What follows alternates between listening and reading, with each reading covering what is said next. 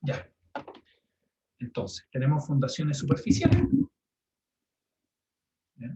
Como les había contado, este es un tema muy, muy, muy entretenido.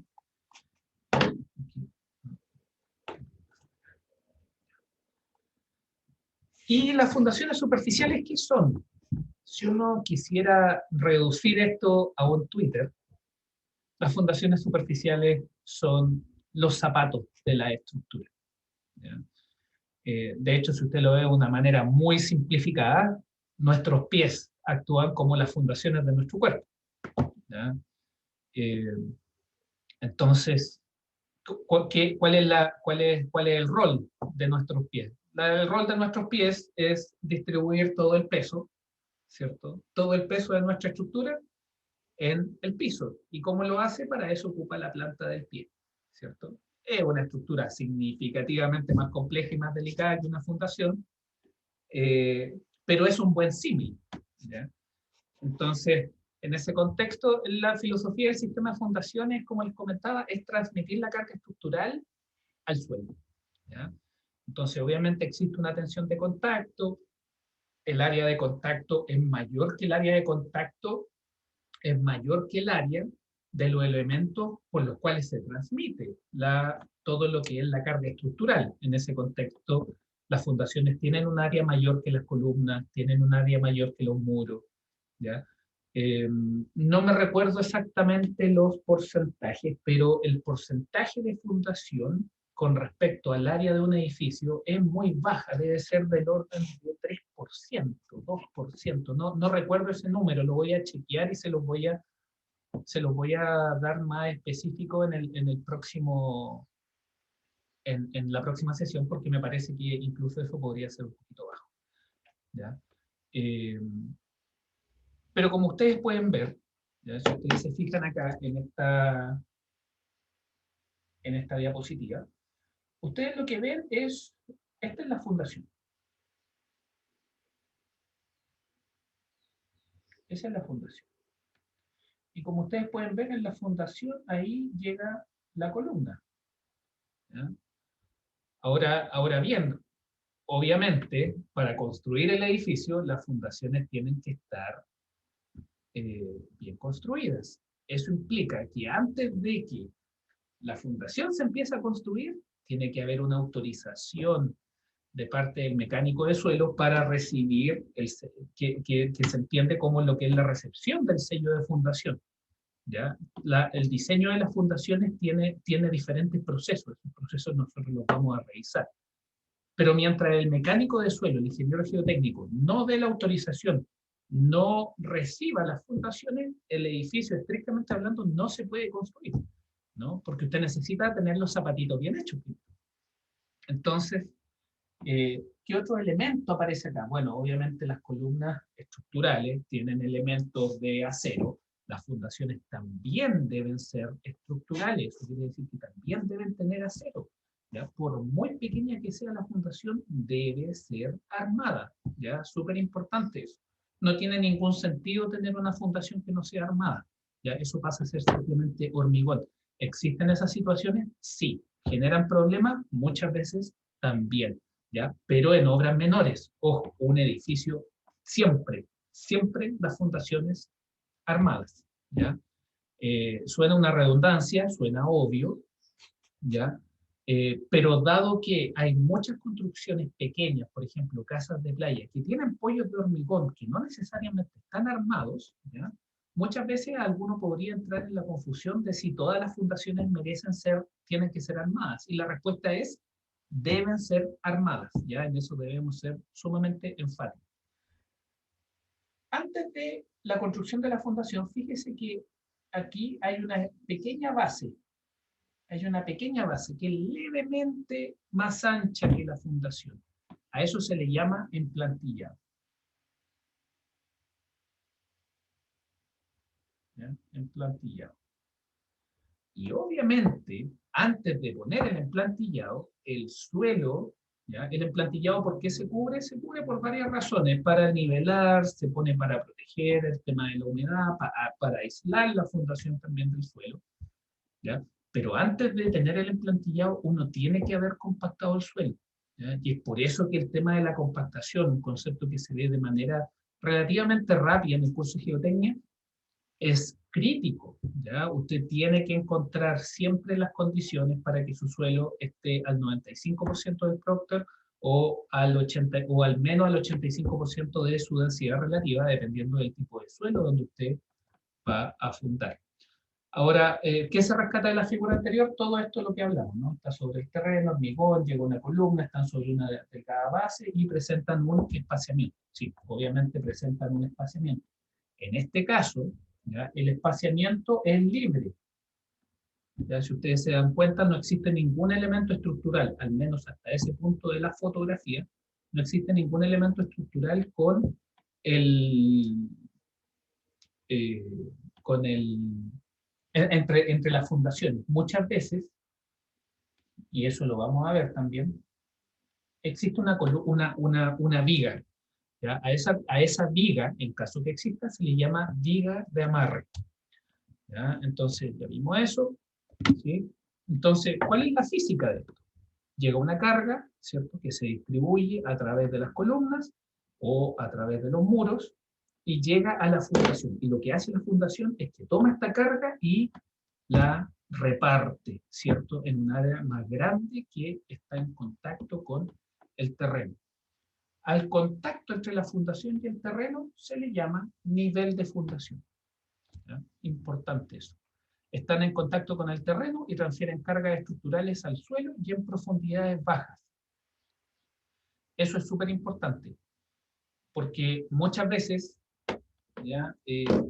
Existe una confusión respecto a lo que es una fundación profunda y una fundación superficial.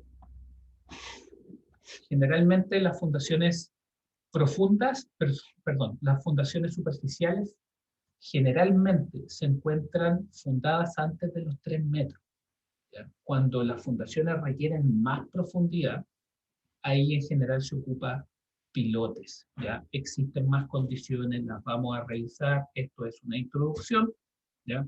Hay mucho concepto que vamos a comentar acá de manera relativamente informal para generar contexto que nos va a permitir entender los detalles en los cuales vamos a entrar prontamente. Entonces, usted en el nivel de fundación, aquí es donde reparte la carga. Esa está repetida. ¿Ya? Ahora bien, nosotros habíamos visto en una de las diapositivas anteriores que la fundación estaba en terreno, a ras de piso.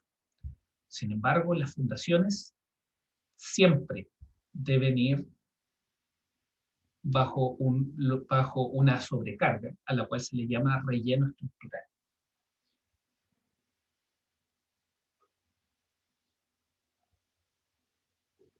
Eso quiere decir que en general nosotros no vamos a ver la fundación. La fundación se hace a nivel de terreno y encima se le pone un relleno estructural referente a la primera foto. Probablemente en el contexto, hasta ese punto, el relleno estructural todavía no, simplemente no se pone. Pero la idea es que la fundación, una vez que se haga, quede cubierta y ojalá no la veamos nunca más. En ese contexto, es una ventaja y una desventaja. ¿Por qué hablo de ventaja? ¿Por qué ventaja? Porque al tener relleno estructural y estar cubierta, usted tiene una sobrecarga, tiene un confinamiento lateral, la fundación queda más estable. Sin embargo, al quedar oculta, no es en general, sobre todo si usted no es mecánico de suelo o ingeniero estructural, tiende a existir la percepción de que lo que está bajo el terreno no es importante.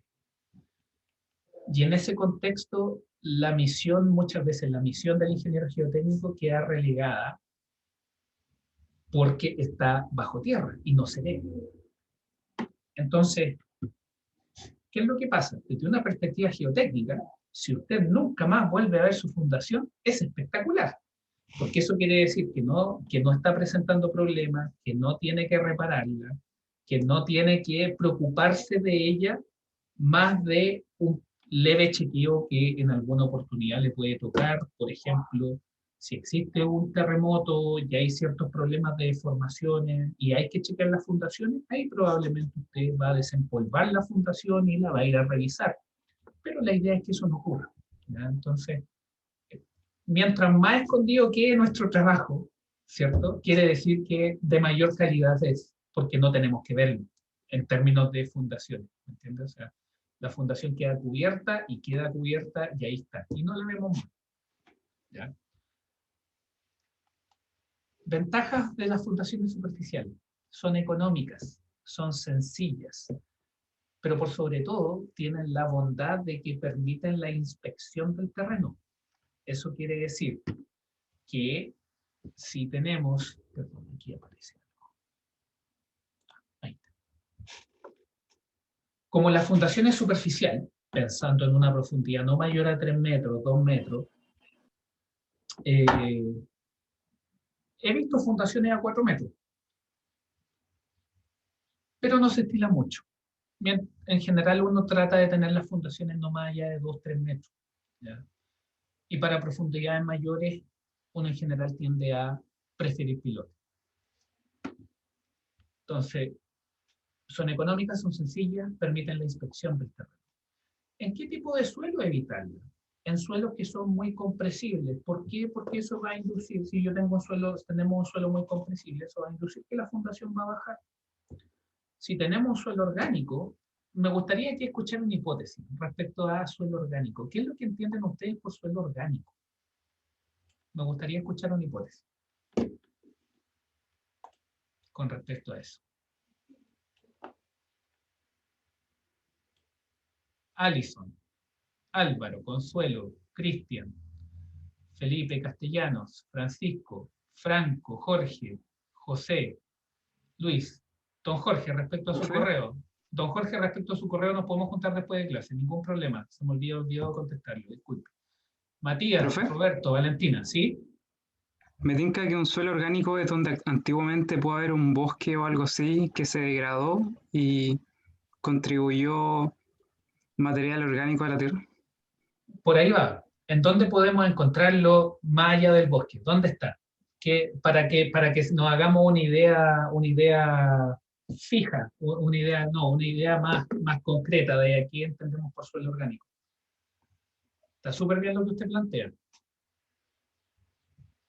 Es el suelo de los maceteros. Eso es un suelo orgánico. La tierra de hoja, ¿ya?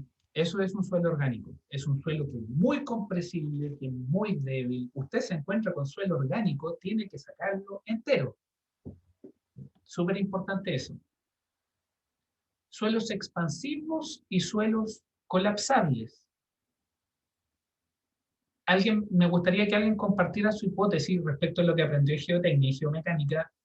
¿Qué entiende por suelo expansivo? O un suelo colapsado. Me gustaría escuchar una hipótesis.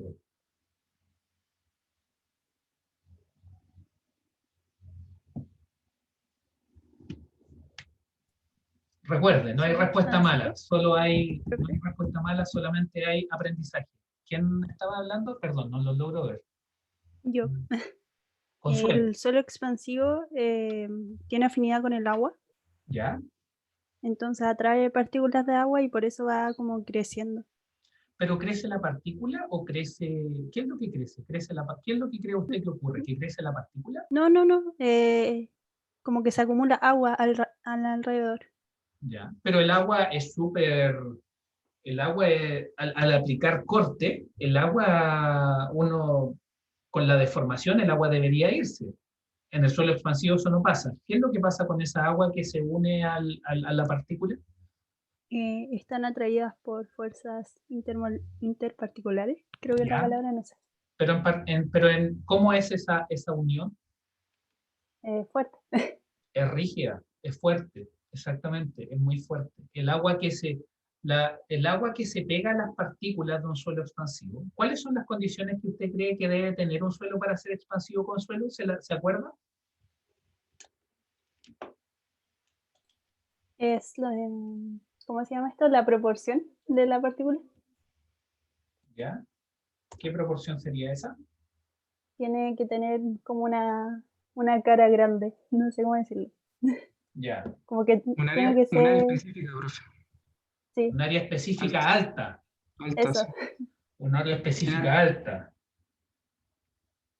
Un área específica alta. Donde dos dimensiones son significativamente mayores que la tercera. En ese contexto, el suelo más expansivo en el mundo que existe, el suelo natural más expansivo en el mundo que existe es la bentonita. La bentonita tiene un IP de 500, incluso un poquito más, puede llegar hasta 650, 700. Y tiene una superficie específica alta. Cuando hablamos de superficie específica alta,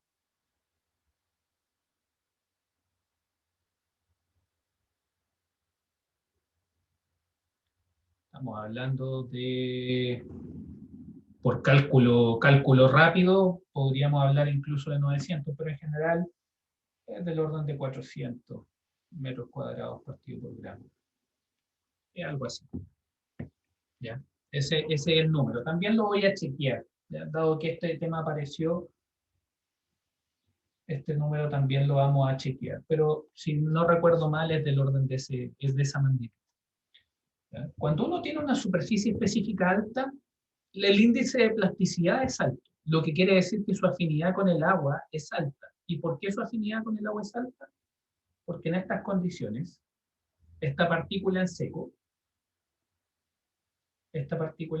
tiene una carga negativa muy grande.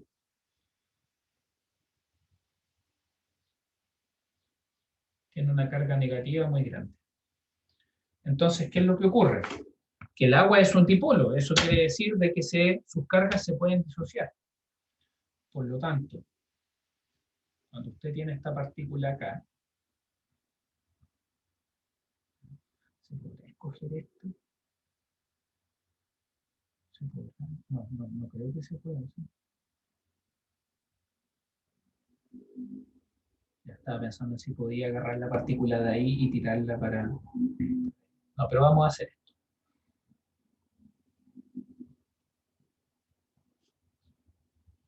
Si usted tiene esa partícula ahí, ¿ya? Y esto tiene una carga negativa acá. Son puras cargas negativas. Como al entrar en contacto con agua, como esto es un dipolo, esto va a atraer inicialmente solamente cargas positivas.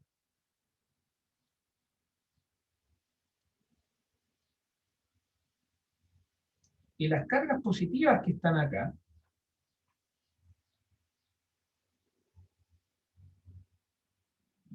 ¿ya? Se anclan con mucha fuerza, mucha fuerza a la partícula de arcilla. Una partícula de arcilla, estamos hablando de 2 micrones, una partícula de arcilla, de 2 micrones hacia abajo.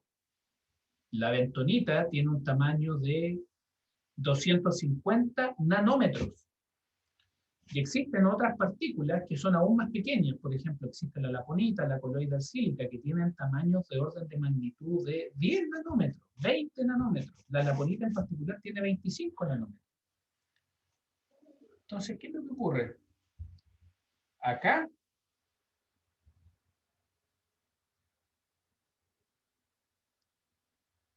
en la vecindad inmediata a las caras de la partícula, súper importante, en los bordes tiene cargas positivas. ¿Ya? Entonces, acá en esta zona tiene una capa, se arma una capa, se anclan cargas positivas sobre la carga negativa, ¿cierto?, de la cara, ¿sí? Y esa capa que se arma inicialmente es muy fuerte, tiene una unión muy fuerte. Por lo tanto, es agua rígida. ¿Ya? Obviamente, y por supuesto, por un efecto de electrostática, de interacción eléctrica, aquí van a empezar a ser atraídas cargas negativas.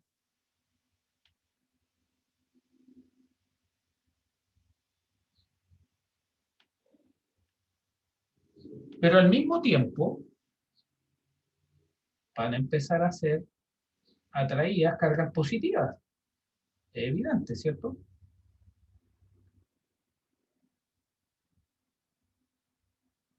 Entonces, ¿qué es lo que ocurre? En esta arcilla seca, que entró en contacto con agua, producto de la bipolaridad del agua, las cargas positivas se van y se anclan de manera muy fuerte sobre la cara de la arcilla, ¿ya? Y se genera una primera capa. Y es una primera capa que tiene algunos órdenes de que tiene un valor no menor con respecto al alto de la arcilla. Cuando estamos hablando del alto de la arcilla, estamos hablando de 1 nanómetro de alto, ¿ya? Entonces, esta capa que se arma es comparable. Estamos hablando de 2, 3 nanómetros, 4 nanómetros, ya dependiendo de la interacción eléctrica. Pero es significativa. Pero la que es aún mayor es esta nube que se forma acá, producto de la interacción entre los positivos y negativos que están volando alrededor de la primera capa que se forma. Y ese sistema que ustedes tienen, ¿ya? Y aquí yo creo que en verdad vamos a terminar borrando esto. ¿Ya? Y al final la terminamos borrando.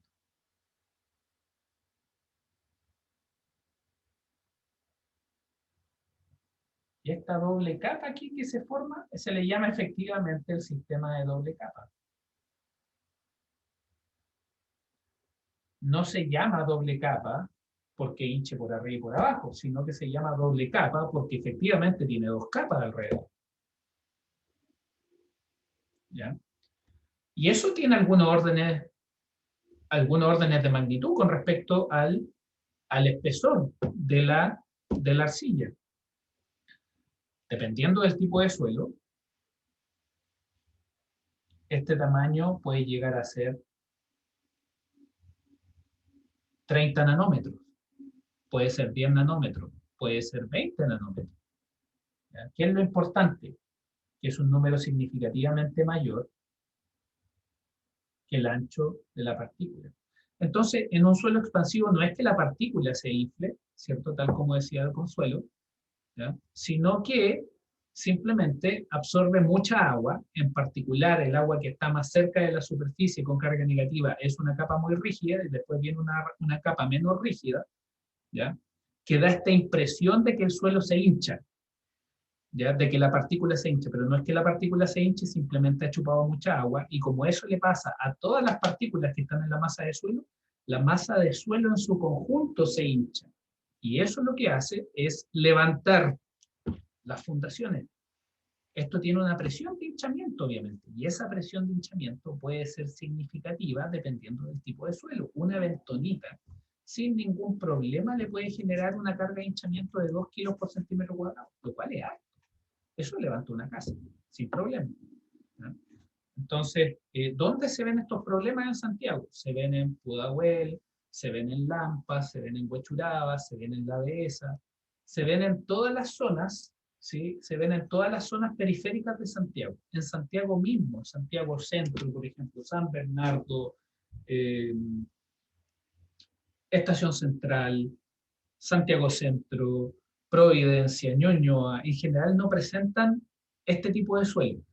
En Ñuñoa, por el sector de Plaza de Gaña, por ahí existe un depósito de suelo fino, un depósito de suelo fino importante, que en todo el sector de La Reina,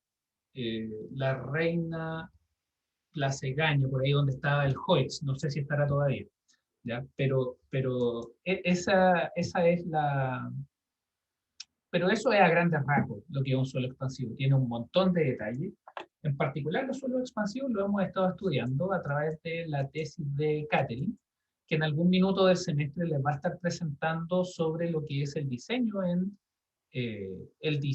de fundaciones en suelo expansivo, que es una tesista de nuestro grupo que ha hecho un tremendo trabajo de título. y con quien hemos aprendido mucho de este tipo de materiales. La verdad es que desde una perspectiva física, la físico-química geotecnia de este tipo de suelos es muy bonita. ¿Ya? Creo que eso es todo lo que tengo que decir de suelos expansivos por ahora. Entonces, suelo expansivo. Y suelo colapsable es muy similar a suelo expansivo, en el sentido de que el suelo expansivo, ¿cierto?, se hincha, pero se hincha por la presencia de agua. Eso quiere decir que si usted tiene una filtración, que si está en un sector en el cual llovió de manera repentina, en un sector donde históricamente antes no llovía, que no suele llover, el suelo se hincha. ¿Ya? ¿Qué es lo que ocurre? Que el suelo se hincha, pero si el suelo se seca, desaparece toda el agua y esto queda con una estructura muy inestable. Y por lo tanto esto, producto por peso propio, esto colapsa. Entonces a eso se le llama un suelo colapsable, un suelo que no tiene una estructura estable para resistir las cargas que tiene. Ahora, ¿eso ocurre en Chile? Sí, sí ocurre. Pero como más se expresa es en el norte de Chile, en Iquique, en particular en Alto Hospicio. ¿Y por qué? Se los voy a mostrar inmediatamente. Lo que ocurre en Alto Hospicio, en Iquique, donde también tenemos un tema de memoria propuesto muy entretenido, ¿ya?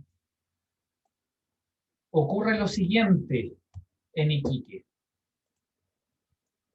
Iquique y todo el sector del norte en algún minuto de la historia de la Tierra estuvo bajo el mar. ¿Qué fue lo que ocurrió?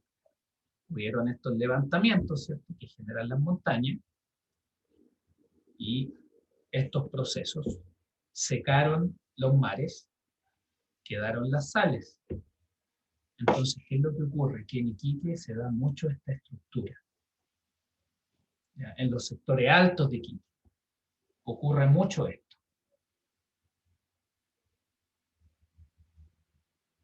Me imagino que todos han escuchado en Iquique sobre el suelo que se llama el caliche, ¿cierto? El caliche, muy famoso el siglo pasado, ¿cierto? Cuando la economía dependía mucho no me acuerdo el nombre del mineral, pero si alguien me lo puede comentar ahí se lo agradecería, porque de verdad que no me acuerdo.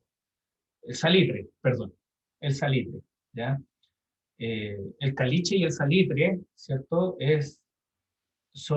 Están intrínsecamente relacionados. Entonces, ¿qué es lo que ocurre? Que en Iquique existen muchas estas configuraciones.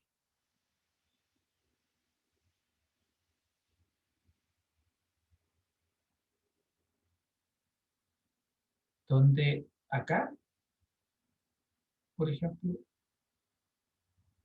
ustedes tienen sal. Ustedes la tienen por ahí, o la tienen por ahí. Entonces, ¿qué es lo que ocurre en Iquique? Y que ocurre un montón. No es un caso, no es que pase de vez en cuando, pasa siempre, ¿ya? Y quedan embarradas gigantescas. Obviamente uno se entera de esa embarrada en la medida que van saliendo en la tele, ¿cierto? Estamos pensando en el público general. Pero uno como ingeniero geotécnico escucha esta historia de manera muy recurrente. ¿Y qué es lo que ocurre? Supongo que usted tiene una casa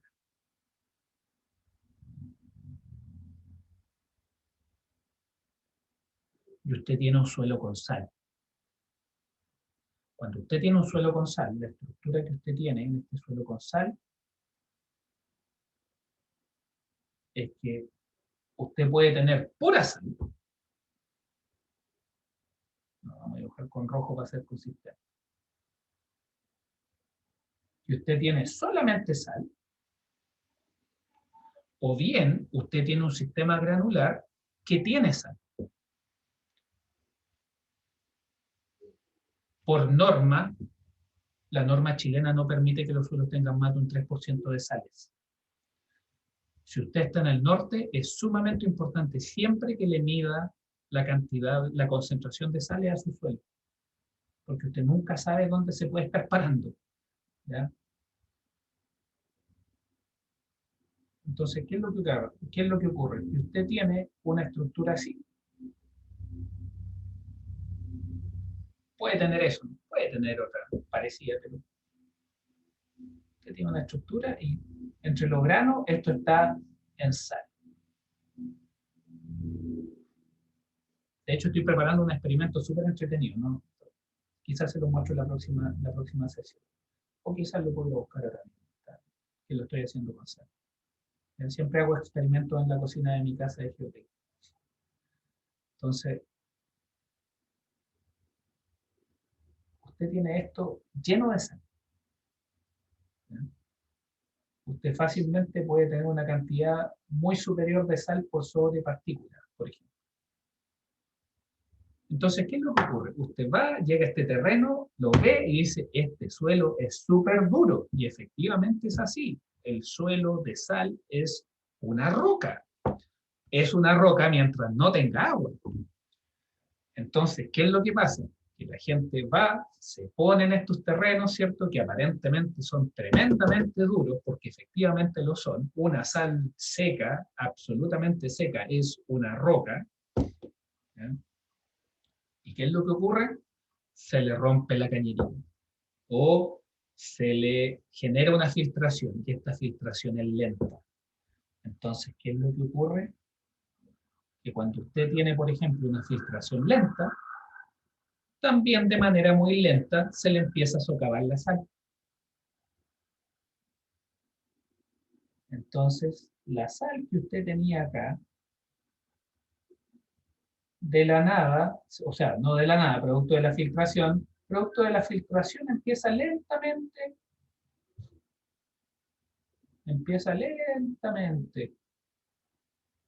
a llevarse las sales.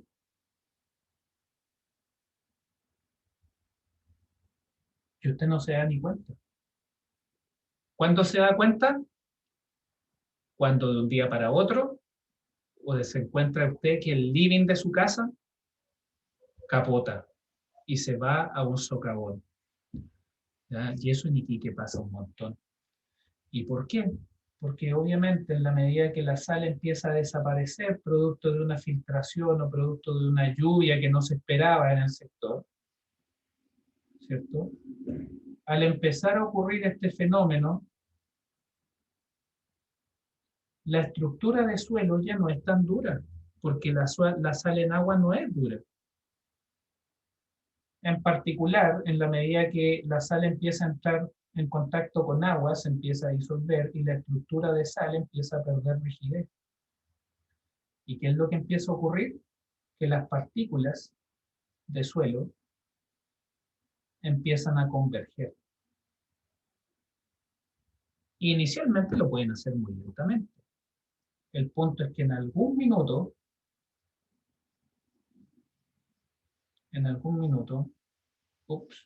bueno, hagámoslo así. La sal va a desaparecer completamente y toda la estructura de suelo capota y todo lo que hay encima también capota. Y si usted tiene un edificio, si usted tiene una casa, la pierde. ¿Ya? Y eso pasa un montón, pasa mucho en el norte de Chile. Uno de los problemas más serios que tenemos aquí en el país con respecto a la geotecnia es el tema de los suelos salinos en el norte. ¿Ya? Y está empezando a ser un problema, y muchas veces es un problema también en las faenas mineras del norte. ¿Ya? ¿Y por qué esto ocurre? Por caracterización geotécnica, ¿ya? Que muchas veces no se detecta eso o no se hacen los ensayos pertinentes. ¿Ya? Por eso, siempre que esté en el norte, mande a hacer un análisis para saber cuál es el contenido de sales de su suelo. Y si su suelo tiene un contenido de sales tal que su fundación está en riesgo, podría estar en riesgo de sufrir esta disolución de las sales y la generación de socavones que podría generar que su estructura se le venga abajo, usted lo que tiene que hacer es proteger su fundación. ¿Ya? Tiene que protegerla. Eso quiere decir que tiene que garantizar de que las líneas de agua vayan a estar bien cerradas, vayan a estar bien mantenidas, que no haya filtraciones, ¿cierto? Uno a veces para garantizar eso lo que ocupa son geosintéticos, ¿ya? O poner pantallas que bloqueen el ingreso de agua al sector donde está su fundación, ¿ya? pero es un problema claramente relevante para la ingeniería nacional, ese problema. Por alguna razón, creo que debiéramos estudiarlo más. En particular, tengo algunos temas de tesis con respecto a esto que son muy entretenidos, pero obviamente siempre hay que encontrar a las personas interesadas para poder realizarlo. Pero a esto nos referimos con un suelo colapsable, y quizás la representación de suelo colapsable más característica que tenemos en este minuto en el país es el problema de los suelos salinos en el norte, ya que se da en la infraestructura minera y se da en la infraestructura urbana. El caso de Alto Hospicio en general es muy representativo, ¿ya?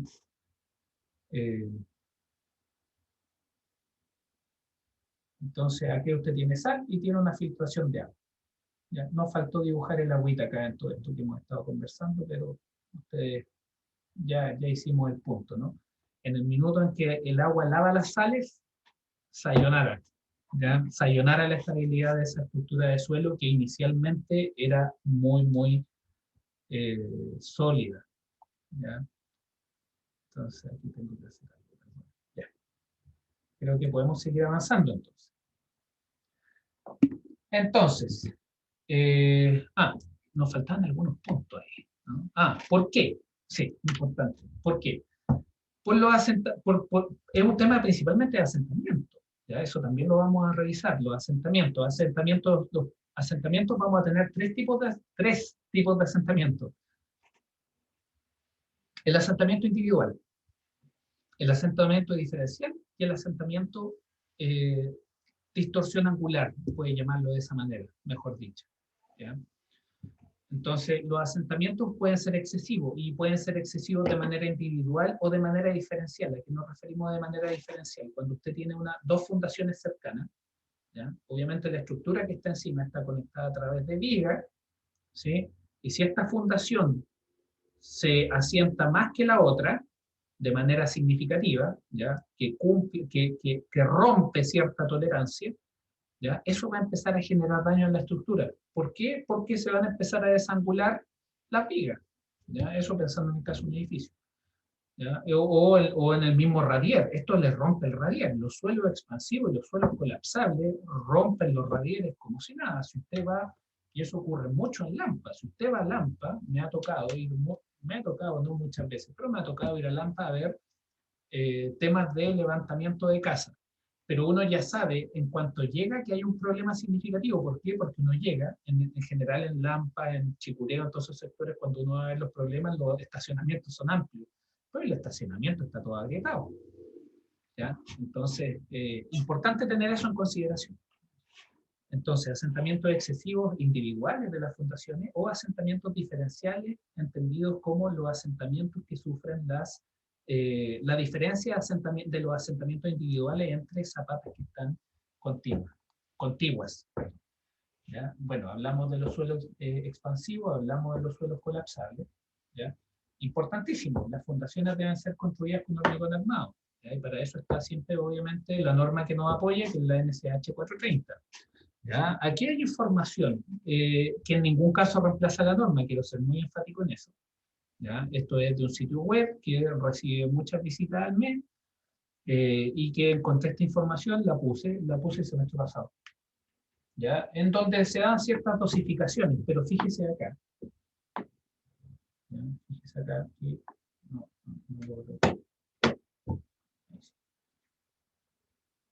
que aquí depende del tipo de elemento que usted va a construir. Pavimento, losa, ¿cierto? Muro, pilar, cadena, sobrecimiento, radier, ya cimiento, emplantillado. Las dosificaciones del hormigón cambian, ¿cierto? El emplantillado en general siempre es de hormigón pobre, ¿ya? De hormigón pobre, H5, por decir algo, ¿ya? Esto es del IBM, ¿ya? El IBM que pertenece a nuestra universidad, espero que todos lo conozcan ya después de la tarea, ¿sí? Probablemente el laboratorio más importante de nuestro país en lo que refiere a todo lo que son ensayos de material para la construcción. ¿Ya? Ahí ustedes también pueden encontrar, en esta plantilla, ustedes también pueden encontrar algunas recomendaciones del asunto de filtración para obras pequeñas. nuevamente no reemplaza la norma, pero aquí ustedes tienen algunas combinaciones, ¿sí? Respecto de el tipo de hormigón que ustedes quieren lograr y las cantidades de cemento, gravilla, arena o agua que vayan a combinar. Con todo ese contexto podemos hablar un poquito de las fundaciones superficiales, ¿ya? Y las primeras que tenemos son las zapatas aisladas. Las zapatas aisladas que generalmente son cuadradas o circulares. Para que una zapata se considere aislada, tiene que cumplir con algunas órdenes, con algunas condiciones. Por ejemplo, una zapata de 3x2 metros, es aislada. Una zapata de 2x2 es aislada. ¿Cuáles en general? No me quiero casar con un tamaño, pero hablemos de tamaños que se repiten en la práctica. Zapatas de 1,5 por 1,5.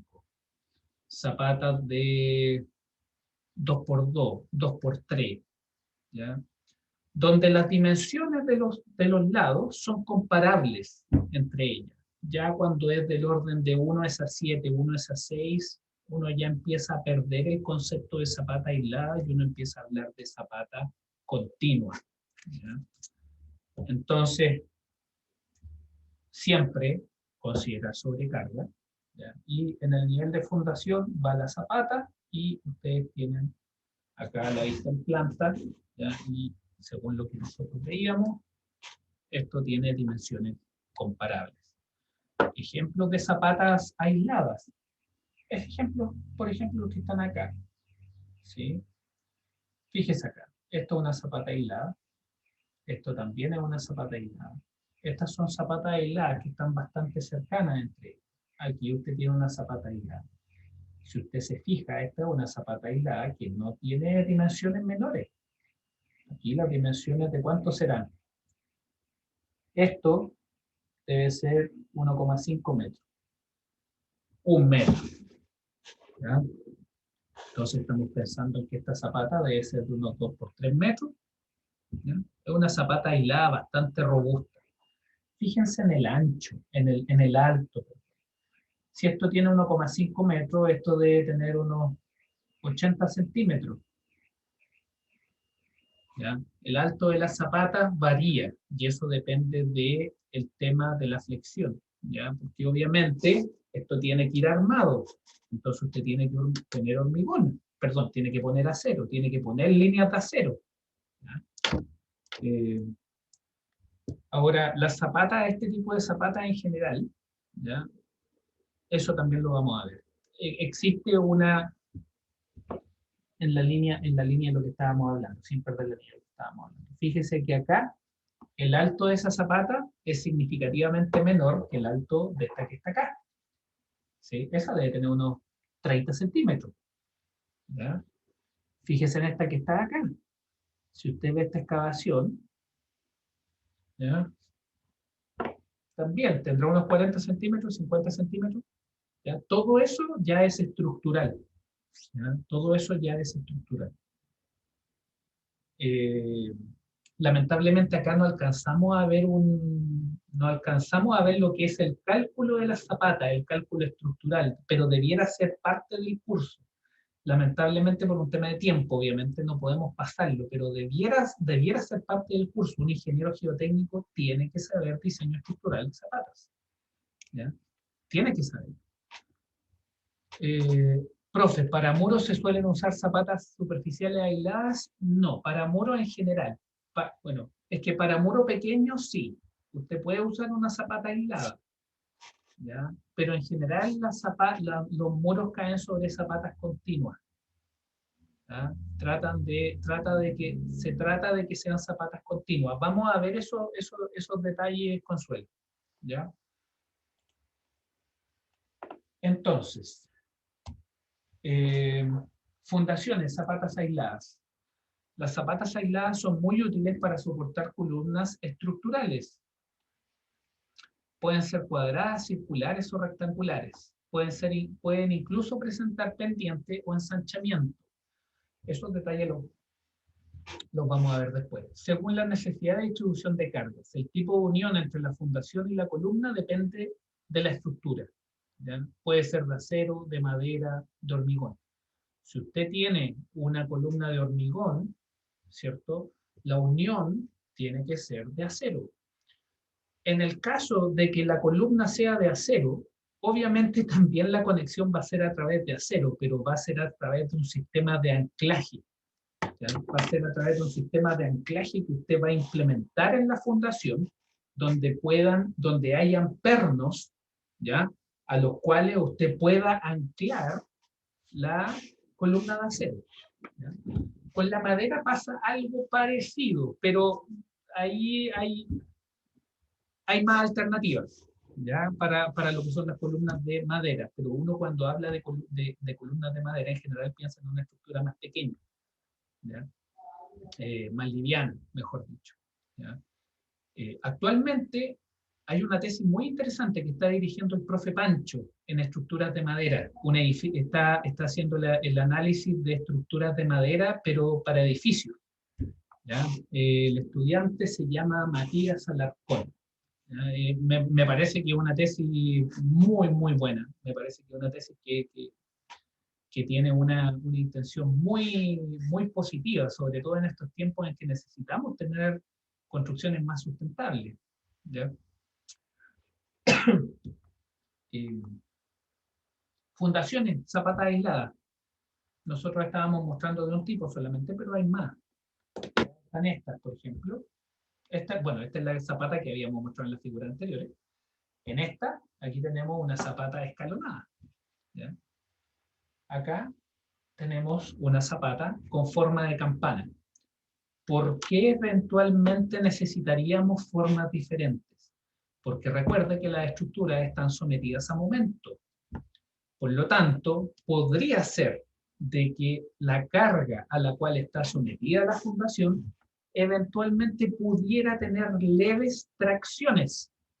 Entonces, ¿qué es lo que pasa? Cuando uno tiene tracciones, eso implica que estamos tratando de tener levante.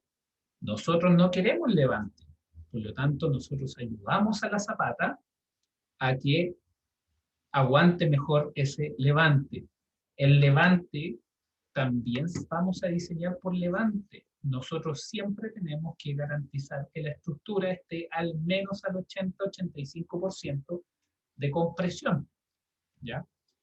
En ese sentido, cuando hablo de 80-85% de compresión, no estoy hablando de carga, estoy hablando de área. Necesitamos que exista un área de contacto de al menos 80-85%. ¿Ya? Me gusta sugerir 85% porque 80% es lo que pide la norma y eso es muy el límite. ¿Ya? Entonces, trate de tirarlo siempre un poquito más arriba. ¿Ya? La idea es siempre trabajar de manera segura para garantizar la seguridad de las personas, la seguridad de la estructura que usted está desarrollando. ¿Ya? Pero el mínimo es 80%. Zapatas continuas. Como yo les decía, las zapatas continuas es cuando tenemos una zapata que tiene las dimensiones más... no son tan comparables. En este caso, el dibujo me quedó con dimensiones comparables, eso es cosa de arreglarlo. ¿Ya? Pero las zapatas continuas generalmente se utilizan para distribuir cargas de un muro. Su ancho es 2 veces el del muro, mínimo, su ancho mínimo. Por economía, si el número de zapatas aisladas es significativo y el espaciamiento entre ellas es menos de un ancho de distancia, es más conveniente hacer una sola excavación que permita la construcción más rápida de una zapata continua. ¿Ya? A las zapatas continuas, importante, porque muchas veces se habla de zapata corrida también, y ambos términos están correctos, son indiferentemente iguales, son indiferentes. ¿Ya? Zapata continua o corrida. Yo tiendo a decirle más continua, pero si usted le dice corrida, no hay ningún problema. ¿Ya? Técnicamente es lo mismo. Como es una zapata corrida, es como esa que estamos viendo en la foto. ¿Ya? Es como esa que estamos viendo en la foto. Entonces, en general tienden a ser estas zapatas perimetrales que ustedes ven alrededor de las casas, de los edificios, cuando ven alguna de estas estructuras siendo construidas. ¿Ya? Importante, si ustedes notan en general las zapatas, si ustedes notan las construcciones que hemos estado viendo, ¿cierto? Las zapatas, hay una excavación antes de las zapatas. ¿Ya? Ojalá siempre exista esa excavación. Ustedes pueden tener esto sobre una zona, ¿cierto? Eh, una zona plana, pero van a tener que poner relleno estructural. ¿Ya? En este caso de excavación, ustedes también van a estar con relleno estructural, pero también va a estar el suelo original presente, y eso siempre es positivo. ¿Por qué? Porque el suelo inalterado siempre funciona mejor que el suelo remoldeado. Eso se ha visto experimentalmente. ¿Ya? Ahí tenemos una zapata perimetral. ¿Sí? Esa es una zapata corrida. Ahí los muros ya se están construyendo en la parte de atrás. Pero eso es una zapata corrida. ¿Ustedes dónde pueden ver la zapata corrida? La pueden ver acá principalmente. Ahí donde se está empezando a construir ese muro perimetral. ¿Ya? Ahí se ve de mejor manera la zapata corrida. ¿Dónde hay otra zapata corrida? Hay otra zapata corrida ahí. ¿Ya? Ahí también hay otra zapata corrida. Importante ese tipo de cosas. Otra zapata corrida. ¿Ya? Esas son zapatas corridas. ¿Ya? En este caso son estructuras menores, pero como ustedes pueden ver siempre está ese patrón. Excavar, poner la fundación. ¿Ya? Zapatas combinadas. Las zapatas combinadas lo que buscan es tener dos columnas. ¿Ya? Dos o más columnas. ¿Ya? Puede ser un conjunto de columnas. Aquí lo estamos haciendo con dos simplemente para asentar el caso. ¿Ya? Si ustedes se fijan, la sobrecarga siempre presente, recuerde, mientras más escondida está la zapata, mientras menos veamos la zapata, mejor implica que es nuestro trabajo. ¿Ya? Entonces, en ese contexto de las zapatas combinadas también va a valer el concepto de sobrecarga. ¿Ya? Entonces estamos con el nivel de fundación, así como se ve en planta, pero no solamente puede ser rectangular, ¿ya? Puede ser trapezoidal, como en el caso de la diapositiva que se está mostrando ahí. ¿Existen circulares? Sí, pero esas circulares en general tienen más columnas, ¿ya? No es muy común, pero la he visto, ¿ya? Eh, pero las que más se repiten son las rectangulares, ¿ya? Porque uno puede tener zapatas trapezoidales, que también se ocupan mucho, cuando uno tiene diferencias de momento muy grandes entre las columnas, ¿ya? También eso lo vamos a ver en detalle más adelante. Las fundaciones de zapatas combinadas. Las zapatas combinadas se implementan cuando las zapatas aisladas son de dimensiones ya muy mayores y presentan poco espaciamiento, ante lo cual es más práctico juntarlas. Pero también está la razón estructural de cuando existen diferencias de momento muy importantes entre las columnas. ¿Ya? Lo anterior sucede mucho cuando los terrenos de fundación son de baja calidad geotécnica y es necesario resistir momentos importantes en las dos direcciones. ¿Ya? ¿Alguien me podría dar su hipótesis respecto a qué opina sobre la situación que estamos viendo en la foto?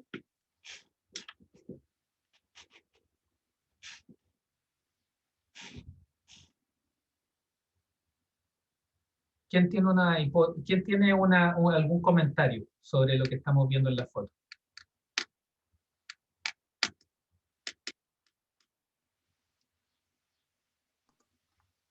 Que las zapatas están como a distinta altura, ¿o no? Puede ser, sí, puede ser. Eso podría ser un efecto de la fotografía misma. Ahora, considere esto. Si usted está en esta esquina de la foto, usted está acá,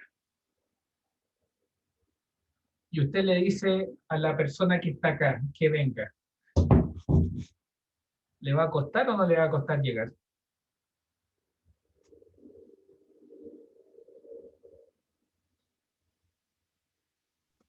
Me va a costar. Le va a costar. ¿Por qué le va a costar? O sea, porque el medio también tiene como una perforación. Está Hay poco hay espacio, hartos ¿no? obstáculos, sí.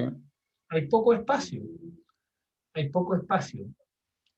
Aquí la densidad de zapata es muy grande para el espacio.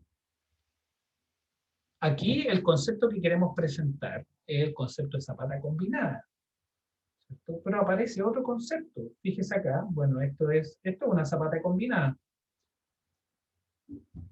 En el caso de una zapata combinada que tenga esta forma, ¿cómo procede usted en términos de análisis? ¿Qué es lo que cuando tenemos un cuerpo y queremos estudiar ese cuerpo desde una perspectiva tensional, qué es lo que siempre tenemos que buscar desde una perspectiva tensional?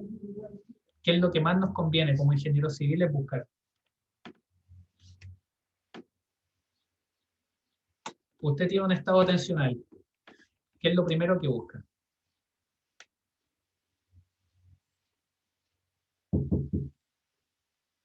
¿Qué es lo que busca?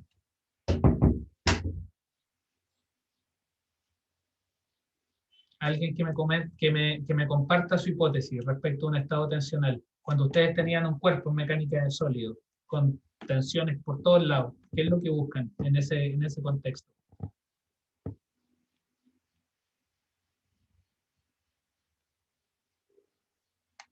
Me gustaría escuchar Es una el hipótesis. centro de masa.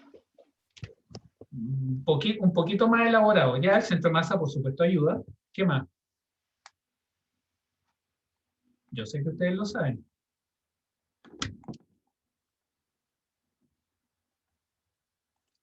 Hay un chat por ahí. Deformaciones, absolutamente. ¿Pero en qué direcciones?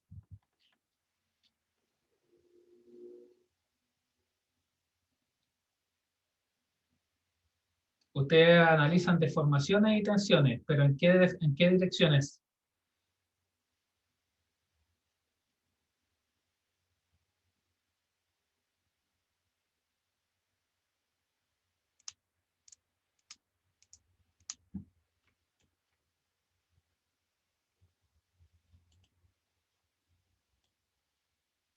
Ya, horizontal y vertical. Pero desde una perspectiva ingenieril, Álvaro, está bien lo que usted comenta, pero desde una perspectiva ingenieril.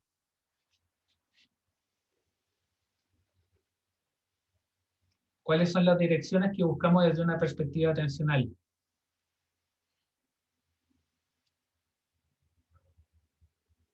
En la primera clase hablamos del círculo de Moore.